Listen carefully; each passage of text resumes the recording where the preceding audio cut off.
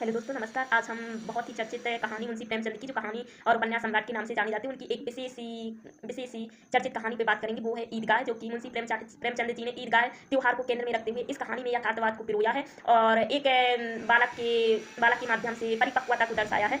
तो चलिए हम बात करते हैं ईदगाह कहानी की। ईदगाह कहानी मुंशी प्रेमचंद द्वारा लिखित कहानी है, जो यथार्थवाद को दर्शाती है। इस कहानी में मुख्य पात्र की भूमिका के रूप में अमीना रहती है और हामिद नाम का एक लड़का रहता है।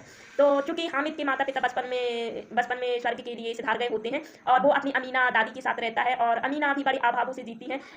हामिद का लालन पोषण करती है और उसकी हर इच्छाओं की पूर्ति करती है। तो दादी के पास जितनी भी पैसे रहती है वो हामिद को दे देती है। चूंकि 3 पैसे रहते हैं तो 3 पैसे दे देती है वो हामिद को, कुछ अपने पास बचा के रख लेती है खर्च वर्च के लिए। तो हामिद अपने दोस्तों के साथ मेले घूमने जाता है। तो वहाँ मेले में कई प्रकार के खिलौने देखता है, मिठाइयाँ। तो वो अपनी इच्छाएं दबा लेता है, अपने मन की लालसा को उग्र नहीं होने देता है। तो वो फिर चिमटा लोहे की दुकान पे जाता है, जिसे चिमटा देखते ही उसे अपनी अमीना दादी की याद आ जाती है कि कैसे उसकी दादी जब रोटी सेकती है तो उसकी उंगलियां जल जाती हैं। तो उस समय उसे याद आता है क्यों ना इन 3 पैसों में मैं चिमटा ही खरीद लूँ। तो वो 3 पैसों का चिमटा खरीदता है और उसे ले जाकर दादी को देता है। चूंकि तो यहाँ क्या पता चलता है कि बालक कहीं ना कहीं अपनी इच्छाओं को दबाता, अपनी इच्छाओं को मारता है और अपनी समझदारी का प्रयोग करता है यहाँ।